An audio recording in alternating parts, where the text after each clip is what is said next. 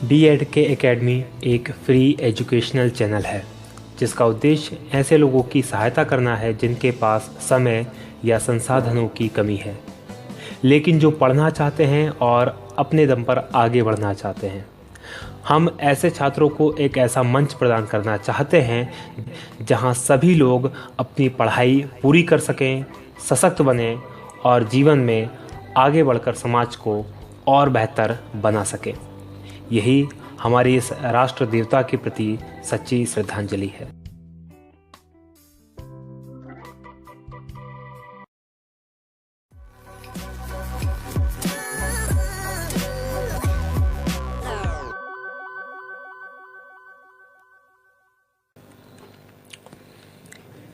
साथियों नमस्कार, बहुत स्वागत है आपका DEDK एकेडमी में। मैं हूं भगवत दांगी, फाउंडर DEDK एकेडमी। और आज हम शुरू कर रहे हैं MPPSC 2017 की वैकेंसी आ गई है, उसके लिए MPPSC प्री 2017 के लिए MCQ सीरीज़। इसमें आज हम बात करेंगे MP GK के मोस्ट 50 IMP क्वेश्चंस। ये MCQ फर्स्ट है। इस तरह के हर एक वीडियो के अंदर हम इम्पोर्टेंट 50 प्रश्नों को देखेंगे, 50 प्रश्नों को हल करेंगे और लगभग ऐसे 10 से 15 वीडियो हम पूरे निकालेंगे। यदि आपको ये सीरीज़ पसंद आती है तो हम देखेंगे इस सीरीज़ को, यदि आपके द्वारा लाइक किया जाता है और आप इसे नीचे कमेंट करके हमें बताते हैं कि इसको कंटिन्यू किया जाए, तो हम लगभग 500 से 700 प्रश्नों की ये पूरी एक सीरीज़ निकालेंगे जिससे बाहर कुछ भी नहीं जाएगा। हम ये कोशिश करेंगे कि MP से जितने भी प्रश्न आते हैं लगभग सभी को इस सीरीज़ के अंदर कवर करें। तो यदि आप चाहते हैं कि ये सीरीज़ कंटिन्यू रहे और इसी तरह से चले तो आप इस सीरीज़ को लाइक करें, साथ में कमेंट जरूर करें कि सर इसको आगे बढ़ाएं। तो यदि आपके कमेंट्स आते हैं, क्योंकि हमारा जो चैनल है पूरी तरह से आपकी डिमांड पर आधारित है, जो आपके लिए ज़रूरी है, जो आपको अच्छा लगे, जो आपको चाहिए वही हम देंगे। क्योंकि बहुत कम समय हमारे पास बचा है तो इसलिए हम चलिए शुरू करते हैं इसे। शुरू करने से पहले दो इंपॉर्टेंट चीज़ें। हमारे द्वारा ऑनलाइन क्रैश कोर्स स्टार्ट किया गया MPPSC 2017 के लिए प्रिलिमिनरी जो एग्ज़ाम है, प्री एग्ज़ाम के लिए। और ये जो क्रैश कोर्स है 2800 रुपये में अवेलेबल था, लेकिन इसे 31 दिसंबर 2016 तक के लिए 1999 रुपये में अवेलेबल करवाया जा रहा है। आप चाहें तो इसमें कुछ चीज़ें हमने फ्री दी हुई है सैंपल के तौर पे, तो आप उसको हमारी वेबसाइट www.dkmpsc.com पर जाकर देख सकते हैं और इस कोर्स को परचेस कर सकते हैं। साथ ही इसके अलावा बहुत समय से और लगातार आपके द्वारा मांग की जा रही है कि ऑनलाइन टेस्ट सीरीज स्टार्ट की जाए, तो हमने ऑनलाइन टेस्ट सीरीज स्टार्ट की है MPPSC 2017 के लिए। तो ये जो टेस्ट सीरीज होगी इसमें पर संडे 10 टेस्ट होंगे। कुल बीच में भी 9 संडे है। पहले तो जो लास्ट संडे होगा उसके जो एग्ज़ाम होगा हमारा, उससे 2 दिन पहले यानी 8 तारीख को एक स्पेशल टेस्ट भी इसके तहत होगा, 9 संडे को और एक 8 तारीख को। तो इस तरह से कुल 10 टेस्ट होंगे। आप चाहें तो पर टेस्ट 49 रुपीज़ चार्ज इसका है, आप इसको ज्वाइन कर सकते हैं, या फिर 399 यानी 399 रुपये में पूरी टेस्ट सीरीज ज्वाइन कर सकते हैं। तो आपको ये जो यहाँ पर मिलेगा वही इन्वायरमेंट पूरा मिलेगा और साथ में जो क्वेश्चंस की क्वालिटी होगी वो उसी लेवल की होगी जो MPPSC में पूछे जाते हैं। और लगातार जो पैटर्न है, जिस सब्जेक्ट से जितने प्रश्न पूछे जाते हैं उसी पैटर्न पर लगभग पूरा के पूरा आधारित होगा। और पूरा जो सब्जेक्ट है, पूरा जो MP का सिलेबस है, MPPSC का सिलेबस है, उसको कवर करवाया जाएगा। पहला हमारा टेस्ट होगा वो 11 दिसंबर को होगा। तो आप चाहें तो हमारी वेबसाइट www.dkmpsc.com पर जाकर इस सीरीज़ को ज्वाइन कर सकते हैं। और नीचे हमने इसके लिंक दी है डिस्क्रिप्शन में, आप जाके इसके लिंक देख सकते हैं। चलिए अब शुरू करते हैं हमारा वीडियो। बात करें मध्य प्रदेश के MCQs के बारे में, तो बात करें मध्य प्रदेश के कितने प्रतिशत क्षेत्रफल पर वन पाए जाते हैं, कि इंपॉर्टेंट सवाल है। वन मध्य प्रदेश में, देखिए भारत के सर्वाधिक वन पाए जाते हैं मध्य प्रदेश के अंदर। तो ये प्रश्न वनों से लगभग लगातार पूछा जाता है। तो ये प्रश्न आज का जो पहला है हमारा, उसमें पूछा गया मध्य प्रदेश में कितने प्रतिशत क्षेत्रफल पर वन पाए जाते हैं। तो मध्य प्रदेश में जो इसका सही आंसर है 30.7, ये सही आंसर है 30.72%। मध्य प्रदेश में 30.72% क्षेत्रफल पर वन पाए जाते हैं और भारत में सर्वाधिक क्षेत्रफल पर वन मध्य प्रदेश में ही पाए जाते हैं। बात करें मध्य प्रदेश में प्रदूषण नियंत्रण बोर्ड की स्थापना कब की गई थी, तो मध्य प्रदेश के अंदर प्रदूषण नियंत्रण बोर्ड की स्थापना की गई थी 1974 में, और जिसका काम है प्रदूषण को रोकथाम करना। बात करें मध्य प्रदेश में न्यूज प्रिंट का कारखाना कहाँ है। न्यूज प्रिंट मतलब न्यूज प्रिंट का जो कागज होता है, वो जो अखबारी कागज जिसे हम कहते हैं, उसका कारखाना कहाँ है। तो मध्य प्रदेश के अंदर ये जो अखबारी कागज का कारखाना है ये नेपा नगर के अंदर है। और नेपा नगर काफ़ी एक इंपॉर्टेंट जगह है, क्योंकि इससे पहले तक जो हमारे अखबारी कागज था विदेशों से मंगवाना पड़ता था, लेकिन नगर में खुलने से भारत के अंदर जो अखबारी कागज है उसकी आपूर्ति हो गई है।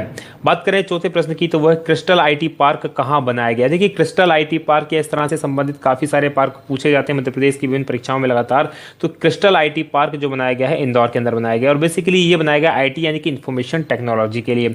मध्य प्रदेश को इंफॉर्मेशन टेक्नोलॉजी के हब के रूप में विकसित करने के लिए ये जो मध्य प्रदेश सरकार है इसकी मंशा है, और उन्होंने इसके लिए आईटी पार्क जिसका नाम दिया गया क्रिस्टल आईटी पार्क ये बनाया है, और यहाँ काफ़ी सारी सुविधाएं उद्यमियों को दी जा रही हैं।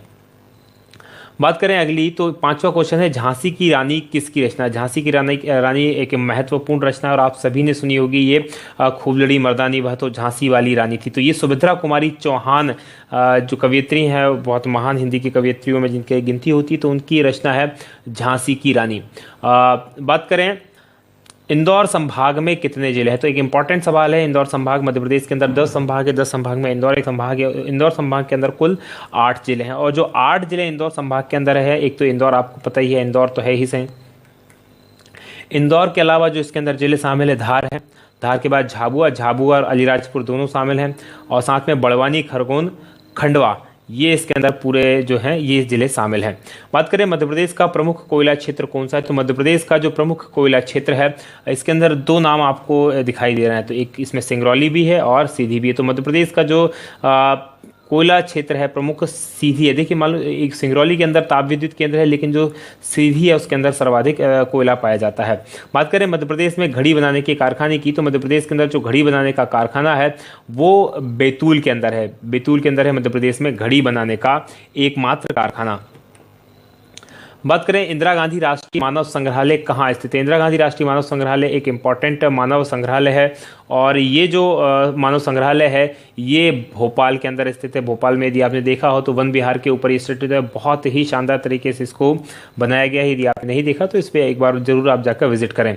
10 की बात करें क्वेश्चन नंबर, तो वो है डेट्रॉइट ऑफ इंडिया के नाम से जाना जाने वाला पीथमपुर किस जिले में है। तो पीथमपुर है उसको जाना जाता है, तो एक प्रश्न तो हमारा ये बन जाता है पीथमपुर को किस नाम से जाना जाता है, तो पीथमपुर को जाना जाता है डेट्रॉइट ऑफ इंडिया के नाम से, और ये जो है धार जिले के अंदर है, मध्य प्रदेश के इंदौर के पास में है, धार जिले के अंदर। देखिए, ध्यान रखिएगा जो पीथमपुर है उसको ज्योग्राफिकली जो है वो इंदौर जिले के पास में है, लेकिन इंदौर जिले में ना होकर वो धार जिले में, जिस प्रकार से कि एक और औद्योगिक केंद्र है मध्य प्रदेश के अंदर मंडीदीप, और मंडीदीप भोपाल के पास में लगता है, लेकिन वो रायसेन जिले के अंदर है। इसी तरह से पीथमपुर जो है वो है इंदौर जिले के अंदर। डेट्रॉइट ऑफ इंडिया इसलिए कहा जाता है, ये डेट्रॉइट जो है एक यूरोपियन शहर है, और जहां ऑटोमोबाइल जो होते हैं वो काफ़ी बड़ी संख्या में ऑटोमोबाइल बनते हैं, और इसी तरह से पीथमपुर में भी बड़ी संख्या में ऑटोमोबाइल का निर्माण होता है, इसलिए इसे डेट्रॉइट ऑफ इंडिया के नाम से जाना जाता है। मध्य प्रदेश में विश्वामित्र पुरस्कार किस क्षेत्र में दिया जाता है, तो मध्य प्रदेश के अंदर जो विश्वामित्र पुरस्कार दिया जाता है वो खेल में दिया जाता है। जो खेल प्रशिक्षक रहते हैं यानी कि कोच जो होते हैं उनको दिया जाता है विश्वामित्र पुरस्कार, साथ में जो खिलाड़ी होते हैं उनको एकलव्य पुरस्कार मध्य प्रदेश के अंदर दिया जाता है। वहीं भारत में द्रोणाचार्य पुरस्कार प्रशिक्षकों को दिया जाता है, और अर्जुन पुरस्कार जो दिया जाता है वो खिलाड़ियों को दिया जाता है। तो इसमें कंफ्यूज ना होइएगा, बहुत ही इंपॉर्टेंट ये प्रश्न है और कई बार परीक्षाओं में पूछा गया। नंबर बात करें अगले प्रश्न की, तो ये है भृतहरि की गुफा कहाँ स्थित है। भृतहरि की जो गुफाएं हैं वो उज्जैन के अंदर स्थित हैं, और ये काफ़ी इंपॉर्टेंट प्रश्न है। अभी आप उज्जैन महाकाल के दर्शन करने जाए तो उज्जैन महाकाल की नगरी है, और भृतहरि की गुफाएं भी वहीं हैं। बात करें खजुराहो के प्रसिद्ध मंदिरों का निर्माण किस वंश के राजाओं ने करवाया था, तो ये जो प्रश्न है बहुत इंपॉर्टेंट प्रश्न है, और लगातार कई बार परीक्षाओं में पूछा गया है, और ये इसका जो सही आंसर है लगभग आप सभी को शायद पता होगा, तो अगर नहीं पता है तो ये चंदेल वंश के राजाओं के द्वारा इन मंदिरों का निर्माण करवाया था, और ये 9वीं 10वीं 11वीं शताब्दी के बीच में ये मंदिरों का निर्माण कराया गया था। और बहुत ही इंपॉर्टेंट मंदिर है स्थापत्य कला की दृष्टि से देखा जाए मध्य प्रदेश के, और मध्य प्रदेश का सबसे बड़ा टूरिस्ट, खासकर विदेशी सैलानियों को आकर्षित करने वाला सबसे बड़ा टूरिस्ट क्षेत्र है खजुराहो। खजुराहो जो है वो छतरपुर जिले के अंदर पड़ता है।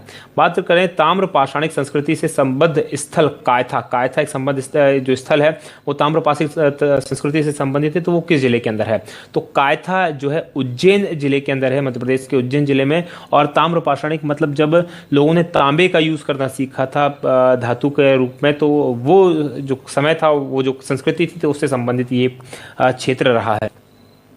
बात करें मध्य प्रदेश की सीमा किस राज्य से नहीं लगती, तो इन नीचे जो राज्य दिए गए हैं इसमें से किससे मध्य प्रदेश की सीमा नहीं लगती, तो देखें उत्तर प्रदेश से मध्य प्रदेश की सीमा लगती है, राजस्थान से भी लगती है, महाराष्ट्र से भी लगती है, लेकिन तेलंगाना से नहीं लगती। तेलंगाना से जो सीमा लगती है छत्तीसगढ़ की सीमा लगती है। तेलंगाना भारत का 29वां राज्य बना और बहुत इंपॉर्टेंट है। इसकी जो राजधानी है वो हैदराबाद है और इससे संबंधित प्रश्न लगातार परीक्षाओं में आ रहे हैं, तो तेलंगाना को एक बार अच्छे से देख लीजिएगा। जून 2014 या 15-14 के अंदर इसका निर्माण हुआ है।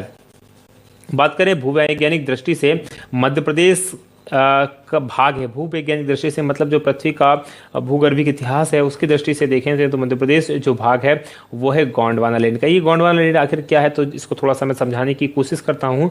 ये जो पृथ्वी है, हमारी पृथ्वी पहले समय, जब काफ़ी समय पहले पृथ्वी का जो भूभाग था, जो आज 7 महाद्वीप के रूप में दिखाई देते हैं, 7 महाद्वीप ना होकर एक ही भूभाग, इस तरह से एक ही भूभाग में सभी जुड़े हुए थे।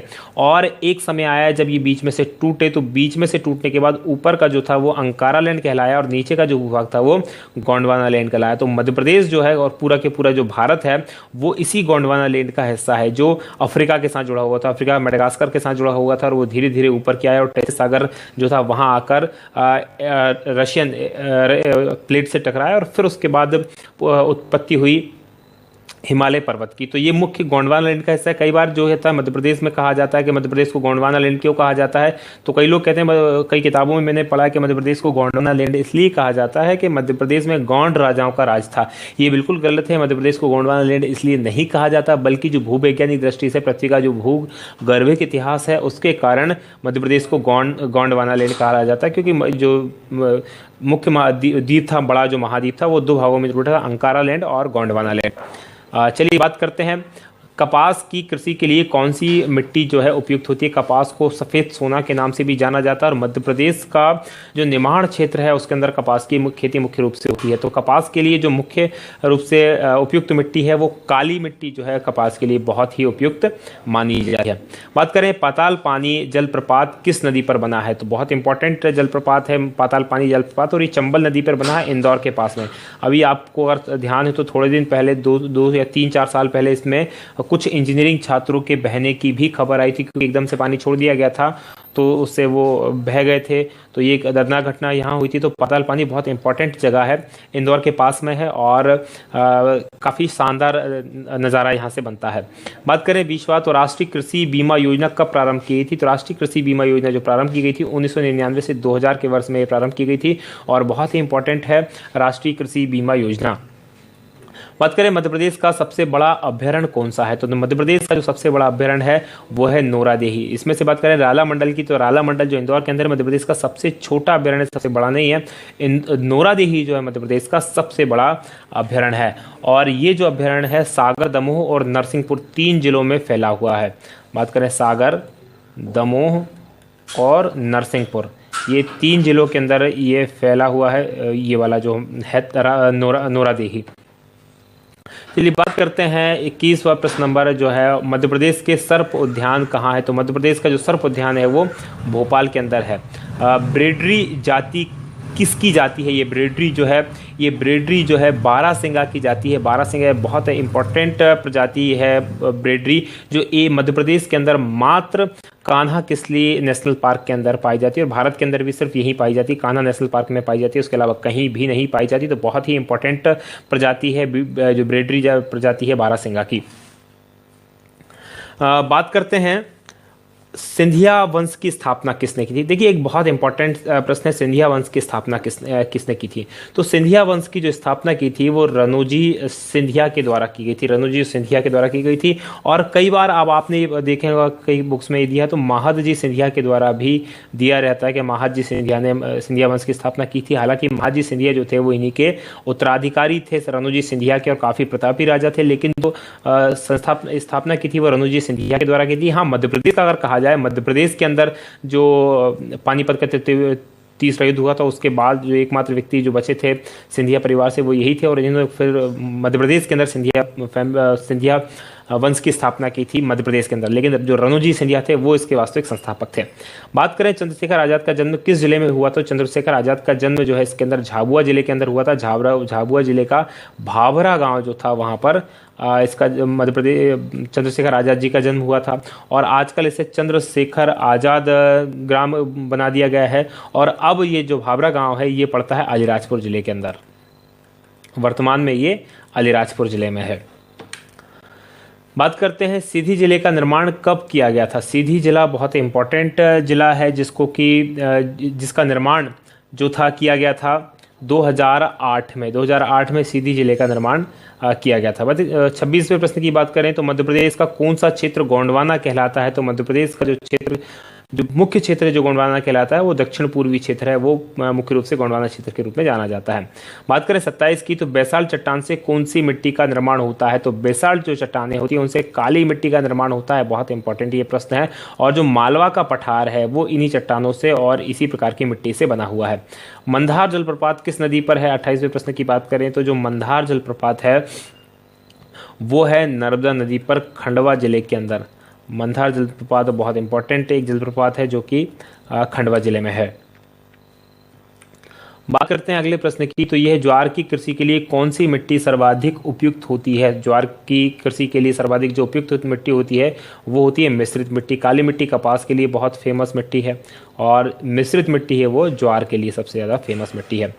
बात करें अगले प्रश्न की, तो वह निम्न में से कौन सी नदी सर्वाधिक मृदा अपरदन करती है, तो सर्वाधिक जो मृदा अपरदन करती है वो चंबल नदी के द्वारा किया जाता है।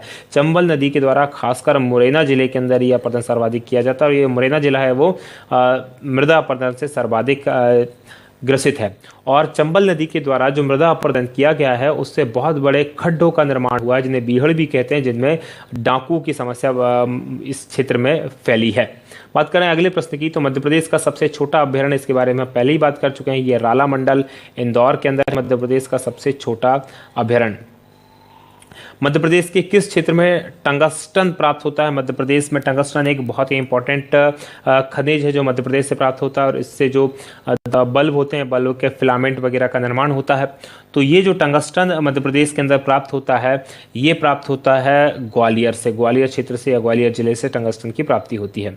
बात करते हैं अगली की, तो 33वें नंबर पे है 1857 की जो विद्रोह हुआ था उसमें मध्य प्रदेश में सबसे पहले विद्रोह कहाँ हुआ था, तो इसका सही आंसर है नीमच छावनी के अंदर सबसे पहले मध्य प्रदेश में विद्रोह हुआ था। नीमच में सेना की छावनी थी और वहां पर सबसे पहले विद्रोह किया गया था।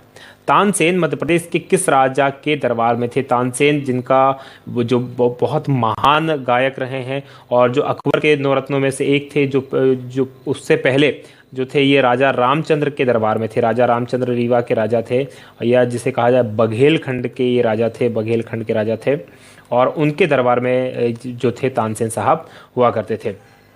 इनकी जो समाधि है मध्य प्रदेश के अंदर ग्वालियर में इनकी समाधि और तानसेन समारोह का आयोजन भी ग्वालियर में ही किया जाता है। हरदा किस संभाग के अंदर आता है, तो हरदा जो आता है वो नर्मदापुरम संभाग के अंदर आता है। नर्मदापुरम संभाग का जो पहले नाम था वो होशंगाबाद संभाग था और इसका नाम चेंज करके अब नर्मदापुरम संभाग किया गया है, तो ये आता है नर्मदापुरम संभाग में। निम्नलिखित में से कौन सा शहर भारतीय मानक समय यानी इंडियन स्टैंडर्ड टाइम या IST जिसे कहते हैं उस देशांतर के सबसे निकट है, तो बहुत ही इंपॉर्टेंट और काफ़ी ट्रिकी टाइप का प्रश्न है। इसमें आपको थोड़ा सा मैप का आइडिया होना चाहिए कि कौन से शहरों की जो लोकेशन है, जियोग्राफिकल लोकेशन वो कहाँ पर है।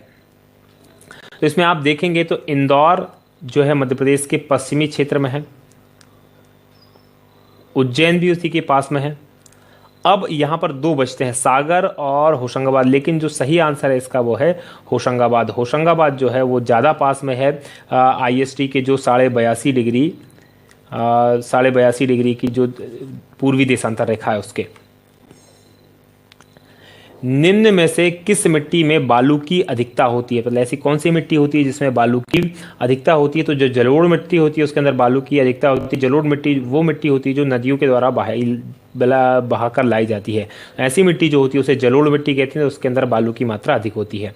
झाड़ीदाहा जलप्रपात किस नदी पर बना हुआ है। झाड़ीदाहा जलप्रपात एक इम्पॉर्टेंट जलप्रपात है और झाड़ीदाहा जलप्रपात जो बना है चंबल नदी के ऊपर ये झाड़ीदाहा जलप्रपात बना हुआ है। बात करें मध्य प्रदेश में किस स्थान पर को ऊर्जा राजधानी के उपनाम से जाना जाता है? तो मध्य प्रदेश में बेढ़न सिंगरौली को ऊर्जा राजधानी के रूप में जाना जाता है, क्योंकि यहाँ पर एक बहुत बड़ा ताप विद्युत केंद्र स्थापित किया गया है सरकार द्वारा। तो ये बहुत ही इंपॉर्टेंट है एनटीपीसी के द्वारा। तो ये इसको जाना जाता है बेढ़न सिंगरौली को ऊर्जा राजधानी के नाम से। मध्य प्रदेश के किस जिले में सर्वाधिक पवन चक्कियाँ हैं? तो मध्य प्रदेश के इंदौर जिले के अंदर सर्वाधिक पवन चक्कियाँ हैं, और सर्वाधिक पवन चक्कियों वाला जो जिला है वो इंदौर जिला है। बात करें मध्य प्रदेश में आकाशवाणी की शुरुआत किस नगर से हुई थी? तो मध्य प्रदेश में आकाशवाणी की शुरुआत जो हुई थी वो इंदौर नगर से हुई थी, भोपाल से नहीं हुई थी, ध्यान रखिएगा। सही आंसर इंदौर है। इंदौर से मध्य प्रदेश में आकाशवाणी की शुरुआत हुई थी।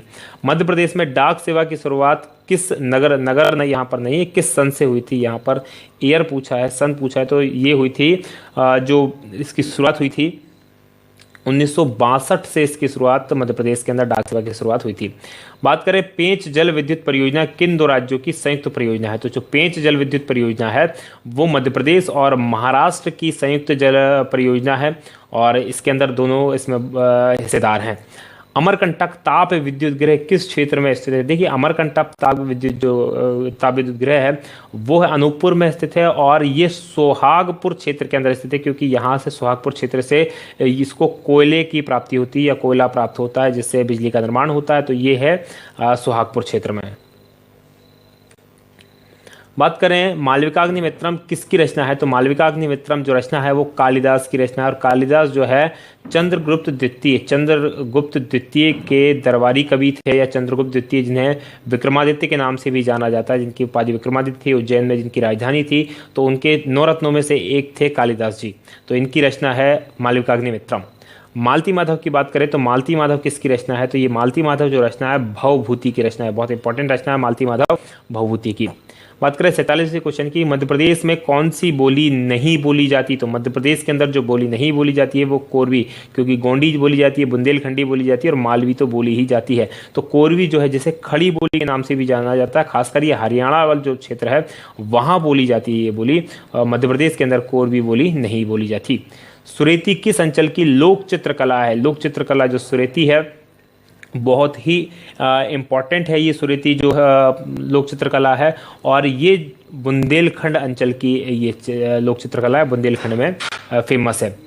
बात करें 49वें प्रश्न की, तो वह है तिगवा किस जिले में स्थित है? तिगवा में एक बहुत शानदार मंदिर बना हुआ है। तिगवा जो है मध्य प्रदेश के जबलपुर जिले के अंदर स्थित है, और जबलपुर को मध्य प्रदेश की संस्कार धानी भी कहते हैं। मध्य प्रदेश की संस्कार धानी के नाम से इसे जाना जाता है। मध्य प्रदेश में कपड़ों का शहर किसे कहा जाता है? तो मध्य प्रदेश में कपड़ों का शहर कहा जाता है इंदौर को, क्योंकि सूती वस्त्र उद्योग का प्रमुख केंद्र है मध्य प्रदेश का इंदौर। तो इसे कहा जाता है कपड़ों का शहर। तो आज का हमारा वीडियो जो होता है वो यहीं समाप्त होता है। आशा है आपको ये वीडियो पसंद आया होगा। यदि आपको ये पसंद आया है तो इसे लाइक करें, और साथ में अपने दोस्तों के साथ शेयर करें, और इस पर कमेंट जरूर करें। यदि आप कमेंट नहीं करते, लाइक नहीं करेंगे, तो हम ये समझेंगे कि आपको ये सीरीज नहीं चाहिए। यदि आप हमें कमेंट करके बताते हैं कि आपको ये सीरीज चाहिए, तो हम इसे कंटिन्यू करेंगे आगे। साथ में आप हमारा चैनल सब्सक्राइब कर लें, और यहाँ पर क्लिक करके आप हमारे चैनल को सब्सक्राइब कर सकते हैं। और यहाँ पर और भी वीडियो हैं जो MPPSC से संबंधित है, तो आप देखते रहें हमारा चैनल। तब तक हम बनाते हैं आपके लिए इसी तरह के और भी बहुत शानदार वीडियोज़ जो आपको उपयोगी होने वाले हैं आपकी परीक्षा में। हमें दीजिए इजाज़त। हमारी बात करते हैं हम यहीं समाप्त। बहुत बहुत धन्यवाद।